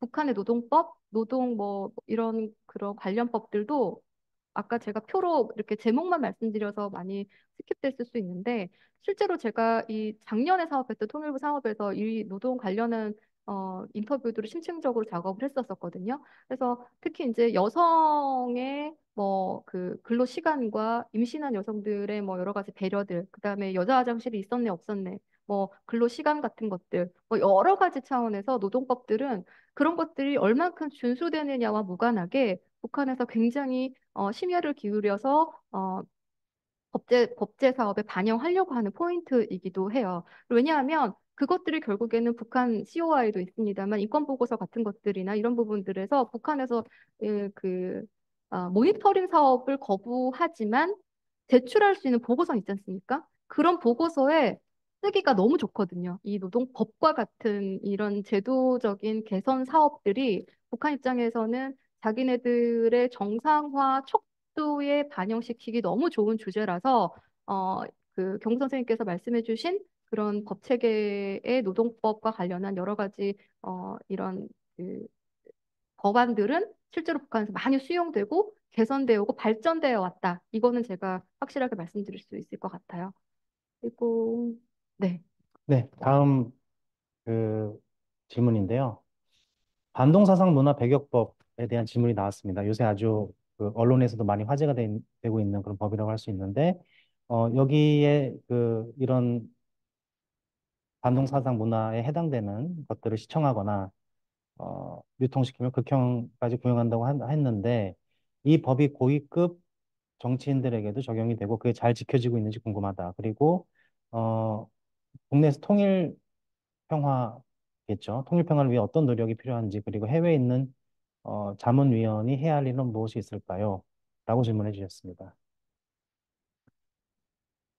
먼저 반동사상 문화 배격법, 뭐 최근에 인터뷰하신 뭐 네, 탈북자분들이나 네, 아무래도 이게 뭐 비교적 최근에 제정된 법이다 네, 보니까 네, 네. 이 시기 이후에 오신 분들이 좀 적어서 많은 인터뷰하기는 좀 힘들었을 거라고 생각이 듭니다만 혹시 알고 계신 정보나 뭐 그런 분들이 혹시 있으신지. 뭐 제가 직접적으로 네, 어떤 그런 사례들을 안다 모른다 이렇게 말씀드리기는 좀 어렵지만 분명한 건 어, 장성택 장성택 숙청 당시에도 우리가 그 분명하게 공언되었던 죄명은 비사회주의 반사회주의 명목이었거든요. 그러니까 어떻게 보면 아까 말씀드렸던 비밀의 국가의 가장 중시되는 정보를 유출한 것이 비밀인 건데 그 비밀인 것처럼 반사회주의, 비사회주의에 대한 모호한 어떤 그런 내용들이 사실 여기에 다 포함된다고 보여지고 제가 중간에 잠깐 언급드렸습니다만 요즘에 북한에서 많이 하고 있는 이야기가 법치 얘기는 2022년 이후로 노동신문에 별로 나오진 않지만 법을 통해서 국가가 어떻게 발전해 나가고 어떤 형태로 어, 그 소위 우리 국가 제일주의 그리고 사회주의의 전면적 부흥 이런 것들로 나아갈 수 있을 것인지에 대해서 법을 통해서 굉장히 구체적으로 잘 그려져요. 그거의 핵심이 뭐냐면 법 앞에 만민이 평등하다예요. 그러니까 그전에는 인민이 법을 지키고 법이 인민을 지키는 이런 게 없었는데 지금 김정은 시대의 법 건설의 핵심 캐치프레이즈는 바로 법이 인민을 지키고 인민이 법을 지키는 거거든요.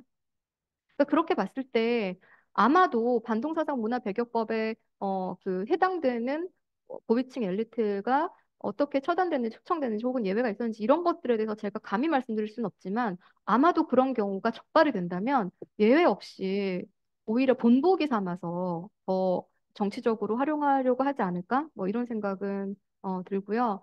그리고 그 해외에 있는 통일평화 평의를 위해서 자문위원으로서 하실 수 있는 역할들에 대해서 아마 너무 잘 하고 계셔서 자문위원으로 위촉되시지 않았을까라고 생각을 하고요. 요즘에 이제 북한에서 대통령의 그 지시라고 해야 되나? 아이디어로 이 멘토링 사업을 하고 있어요. 북한에서 이탈해 와서 연수 뭐 이렇게 하나원에서 프로그램 다 마치고 우리나라 국내에 정착하고 있는 무수한 탈북민들이 3만 명 정도 되는데 이분들이 실제로 얼만큼 잘 살고 있는지에 대해서 우리가 아주 주관식으로 답하기가 어렵잖아요. 객관식으로는 당연히 안 되고. 근데 이런 부분들을 실제로 살고 있는 자문위원들과 왜냐하면 자문위원은 그런 나름대로 어떻게 보면 지역에서 명망을 갖고 있는 그런 분들이고 안정적으로 정치, 경제, 사회적으로 잘 살고 계시는 분들과 이렇게 일대일 매칭을 통해서 인적 교류를 하게 하고 그런 분 삶의 어떤 그런 질을 개선시켜 나가는 과정들을 지금 국내 민주평통에서 국내적으로는 하고 있는데 아마도 이런 사업들과 비슷하게 해외에서도 할 수 있는 역할들이 분명히 있을 거라고 보여지고,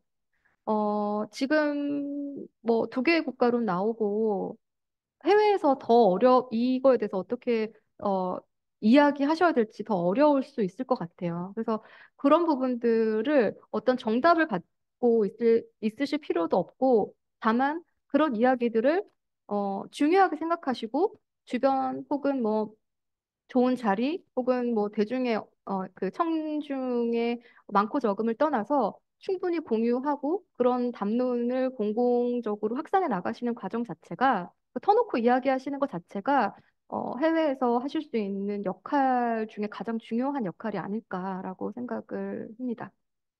네, 그리고 이렇게 저희 그 통일학 포럼에 들어오셔가지고 해외에 계심에도 불구하고 분명히 이제 시차도 분명히 있을 텐데 이렇게 참가해 주시고 경청해 주시는 것도 좋은 그 위원으로서의 어떤 역할이지 않을까 이렇게 생각이 됩니다.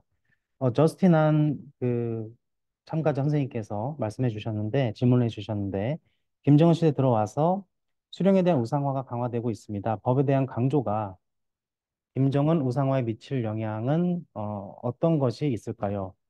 법을 통해 레지티머시가 강화될지 약화될지 궁금합니다. 라는 질문을 해주셨습니다. 이게 굉장히 아트 같아요. 그래서 어떻게 보면 저는 이제 이 국가를 강조하는 게 결국에는 최고 지도자의 권위를 약화시킬 수가 있거든요. 왜냐하면 이걸 추상적으로 지위나 퍼포먼스나 능력에 국가에 초점을 맞추면 혹여나 그걸 수행하는 실질적인 인적 자원인 수령, 그러니까 김정은이라는 사람이 뭘 잘 못했을 때 인민들이 국가에 거는 기대가 굉장히 무너질 수 있잖아요. 그러면 이 국가의 의존도를 굉장히 신뢰를 굉장히 떨어뜨리는 거가 되고, 그건 결국에 리지티머스가 약화되는 거잖아요. 딜레마거든요. 국가가 갖고 있는 딜레마. 그래서 제가 이거를 2018년에 국제정치 학회 뭔가 뭐 하여튼 그거에다 제가 이런 논리를 비슷하게 썼었는데, 사실은 악법 같은 것만으로 구성된 이 법치 사업이 그 유지가 된다면 그거조차 정당성, 국가의 어떤 그런 것들이 약화될 수 있는 계기가 되겠죠. 왜냐하면 우리를 뭐 죽이려고만 법을 쓰는 거면 사람들이 법에 대해서 존경하지도 않고, 기본적으로 우리가 법을 지키는 이유는 법을 통해서 내가 안전하고 평화롭고 존중받는 삶을 살 수 있기 때문이거든요. 근데 그 법이 나를 괴롭히기만 한다면 당과 다를 게 없잖아요. 그런데 사람들이 이 법이 나를 지키고 존중하고 나를 더 행복하게 살 수 있는 여건을 만들어준다는 생각이 있어야지만 법을 지키는 거거든요. 그렇기 때문에 법 앞에 인민대중제일주의가 있고 그 앞에 국가제일주의가 있는 거예요. 그냥 법과 국가가 연결될 수 없고 그 사이에 인민을 위하고 인민이 법을 지키고 법이 인민을 지키는 수식어가 반드시 들어가야지만 이 권력의 어떤 전행이랄까 자의적인 어떤 그런 것들이 나름대로 그 안에서의 그 논리적인 완결성을 갖게 되는데, 그러니까 그야말로 북한에서 이 어떻게 보면 아까 제가 인민의 복지로 설명되는 한 축의 법의 색깔들, 그리고 통제를 지향하고 있는 여러 가지 법의 색깔들을 두 축으로 나눠서 말씀드렸는데, 말 그대로 이 절충적인 어떤 그 구성을 어떻게 갈 것인가가 북한의 관건이라고 생각을 해요. 실제로 이 국가주의주의 같은 경우에는 남북한 관계가 좋을 때는 그 담론이 그 수면 아래에 좀 놓이는 현상이 있었어요. 그럼에도 불구하고 북한의 법치는 계속 발전을 했거든요. 그러니까 국가하고 법은 또 다른 맥락이 있는 거죠. 어찌됐건 간에 이 법을 통해서 국가를 통치하는 수단으로 삼은 이상 말 그대로 이 법이 정치의 영역이지 법 자체로만의 존재가 아니기 때문에 말 그대로 이 법의 말씀하신 레지티머스의 강화 여부는 그들에게 달려 있는 것 같아요. 그리고 그거에 영향을 주는 여러 가지 대외적 조건도 있고, 남북 관계도 있을 수 있고, 북핵 문제도 있을 수 있겠습니다만, 그걸 어쨌든 그 국내 정치적 자원화를 하는 건 당국 그리고 수령의 의지 문제 아니겠습니까? 그래서 우리가 그런 것들을 굉장히 예의주시할 필요가 있는 건 분명해 보입니다. 네, 다음 질문 이효원 참가자 선생님께서 해주신 질문인데 북한이 우리 국가 제일주의 사회주의 법치국가를 강조하면서 정상 국가화를 시도하고 있다고 말씀하셨습니다. 그런데 그 정상 국가화라는 것이 수령제의 약화를 말씀하시는 것인지, 정상 국가화의 어떤 구체적인 의미 또는 북한이 정상 국가화를 통해서 얻고자 하는 것, 이루고자 하는 모습은 무엇인지가 궁금합니다라고 답변을 주셨습니다. 그러니까 정상 국가화의 어떤 개념에 대해서 좀 질문해 주신 것 같고요. 또 그것을 주장하는 어떤 이유가 뭐냐, 목적이 뭐냐, 그걸 통해서 이루고자 하는 그런 질문을 해주신 것 같습니다. 음, 되게 심오한 질문이시고 사실 이 정상국가 법치와 관련해서 정상국가 맥락으로 이해하시는 어, 중요한 이제 논자 가운데 한 분이신 김병로 선생님도 사실 이 정상국가 맥락을 많이 설명하신 걸로 제가 알고 있어요. 근데 뭐 정상국가라고 하는 게 북한에서 정상이라고 하는 거의 개념을 뭐 특정하진 않았기 때문에 이 정상이라는 표현도 굉장히 남한 혹은 이 우리 학계에서 쓰는 정상국가를 지향하는 게 아니냐라는 표현을 우리가 하는 거지 북한에서 정상이 되겠다. 왜냐하면 본인들은 지금 국가가 제일주의라고 하는 마당에 정상이라는 건 비정상이 반대말이지 않습니까? 근데 비정상에서 정상으로 가겠다고 하는 것 같다라고 하는 건 우리가 그렇게 보고 있는 거거든요. 그러니까 이제 다시 말하면 그 수령제를 약화시키는 거 아니 그런 걸 의미를 두냐 뭐 여러 가지 얘기를 하셨는데 그건 북한의 의도가 아니기 때문에 그것까지를 제가 예단할 수는 없는 그 영역에서 말씀드리는 건 아니고 다만 이제 북한에서 이중규율을 허용하지 말라. 그리고 본인들도 뭐 유엔이라든지 여러 가지 국제 기준에 부합하는 여러 가지 뭐 맥락들, 국제 조약, 국제 법, 뭐 이런 것들 제가 어, 오늘은 좀 시간 관계상 소개는 못 드렸습니다만 이 국제 규율과 국제 규범에 대한 그들의 관심이 반영된 글과 법이 굉장히 많거든요, 또. 근데 이런 부분들을 가만히 보면 적어도 북한이 두 가지를 동시에 추구하고 있는 것 같아요. 수령제는 특수성의 극단이지 않습니까? 근데 정상국가라는 말은 말 그대로 보편성의 추구예요. 그러니까 본인들은 보편적인 그 토대 안에서 특별한 나라이고 싶지 비정상인 상태에서 특이한 상태이고 싶진 않은 거죠.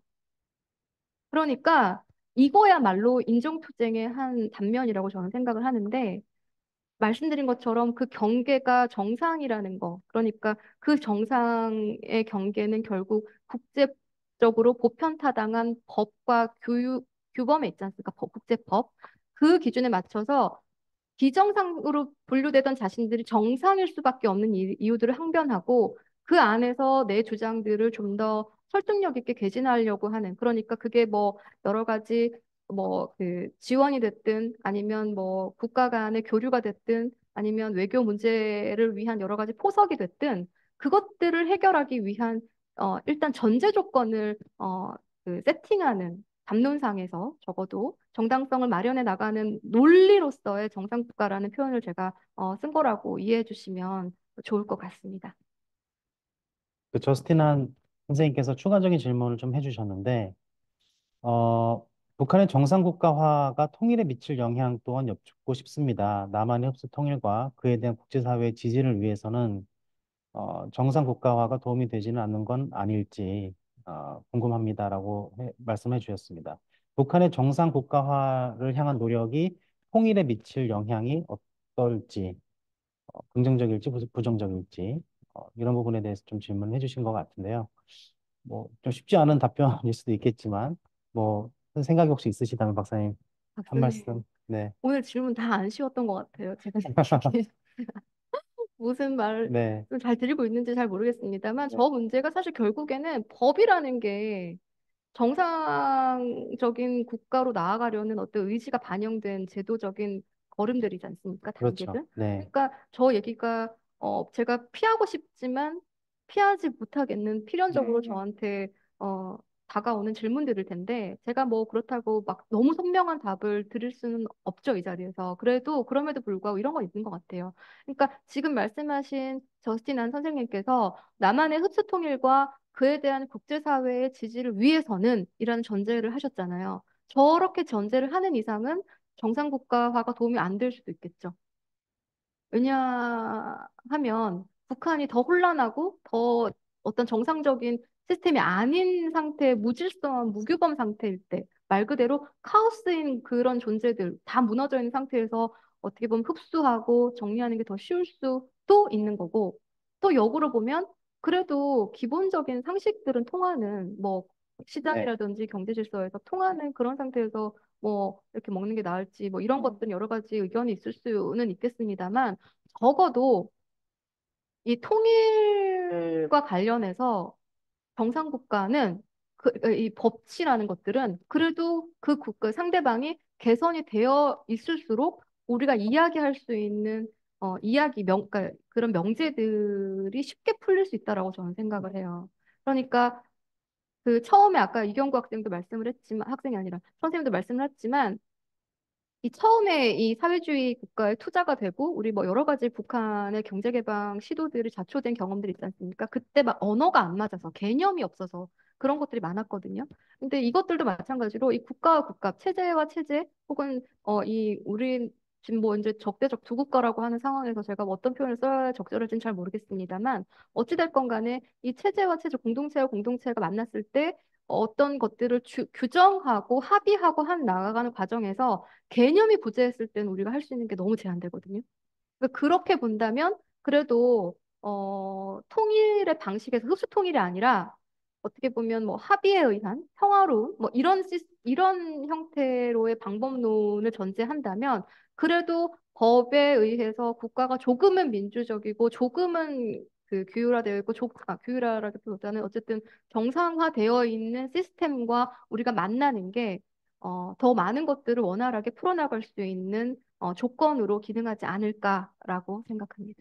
네, 저도 강 박사님 그 의견에 전적으로 동의를 합니다. 우리가 그 통일에 미칠 영향에 대해서 이야기를 하려면 통일이 어떤 형태의 통일이냐가 사실 되게 중요할 것 같아요.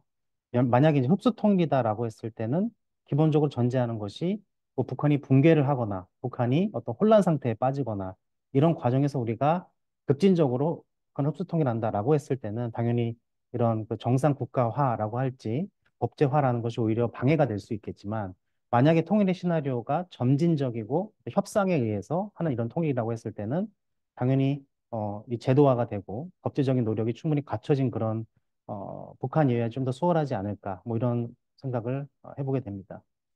그렇죠. 소프트 랜딩을 위해서는 긍정적인 영향이 있을 수 있다. 이렇게 생각 요약을 하시면 좋을 것 같습니다.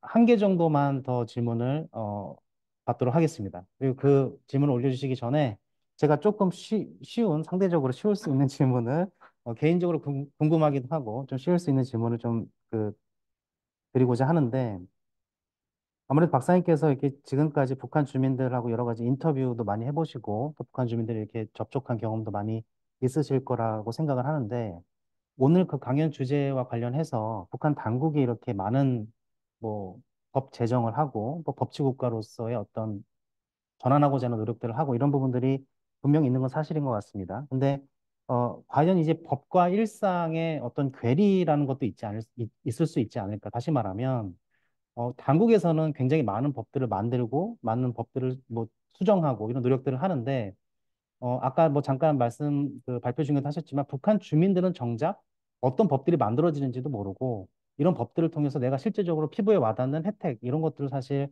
잘 못 느끼는 경우도 상당히 많은 것 같습니다. 그래서 그 선생님 인터뷰를 해보셨을 때 북한 주민들이 느끼는 어떤 피부에 와닿는 변화랄까 이런 부분들이 혹시 있으신지 아니면 별로 없다고 그렇게 좀 관찰하셨는지 이런 부분들을 좀그 의견 한번 들어보고 싶습니다.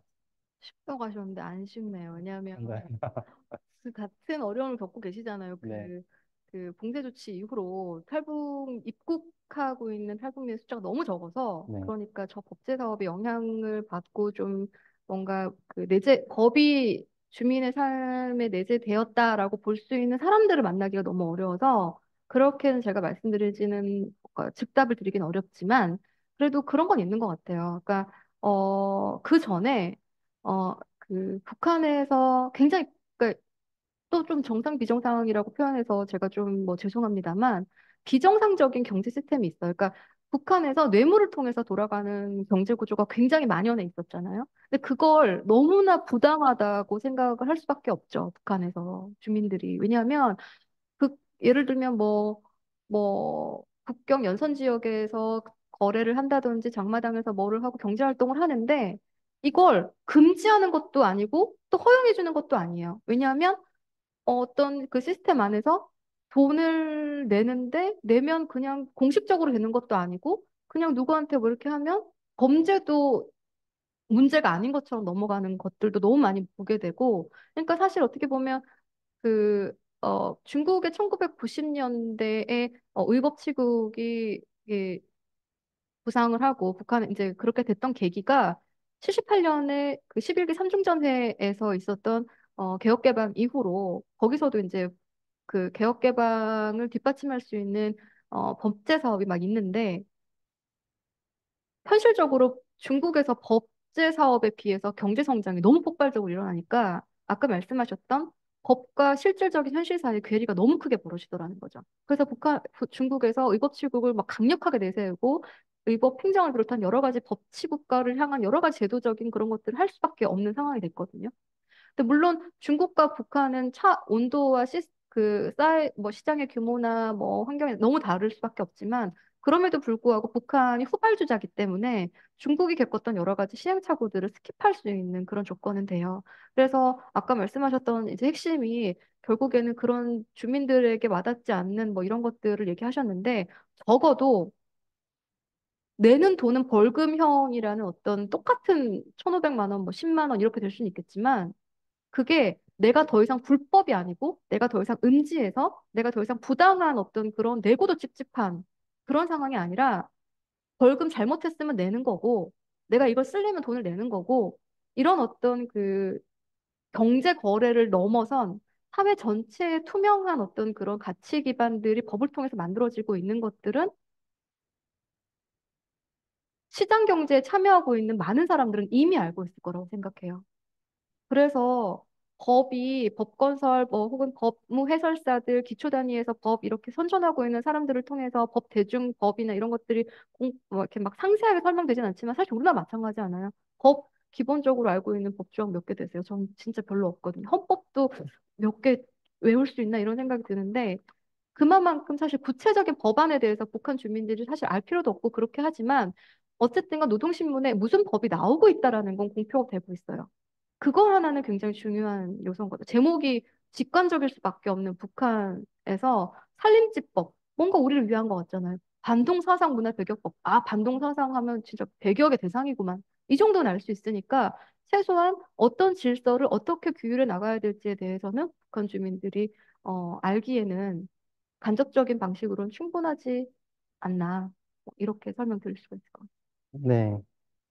제가 이 질문을 드렸던 그 기본이 되는 아이디어는 어떤 것들이었었냐면, 제가 이제 인터뷰 많이 하다 보면, 그, 최근에 들어서 북한의 인권 상황이 좀 개선됐다라는 그런 인터뷰 내용들 들은 적이 많이 있습니다. 네. 그러니까 옛날 같이 그렇게 보위부에서 조사받을 때, 과거처럼 그렇게 대놓고 막 인권 유린을 한다든지 폭행을 한다든지 이런 것들은 좀 많이 맞아요. 없어지고 줄어들었다. 이제 그런 이야기를 많이 좀 들었던 경험이 있어서, 이런 것들도 어떻게 보면 북한의 당국이 뭔가 음, 국제법을 좀 준수하고, 나름의 이제 헌법 속에 녹아있는 그런 인권적인 가치들을 좀 보장하고자 하는 그런 일종의 노력들이 아니었나라는 생각이 들어서 그 질문을 한번 해봤습니다. 구타방지법 같은 게 생겼거든요, 네네. 최근에.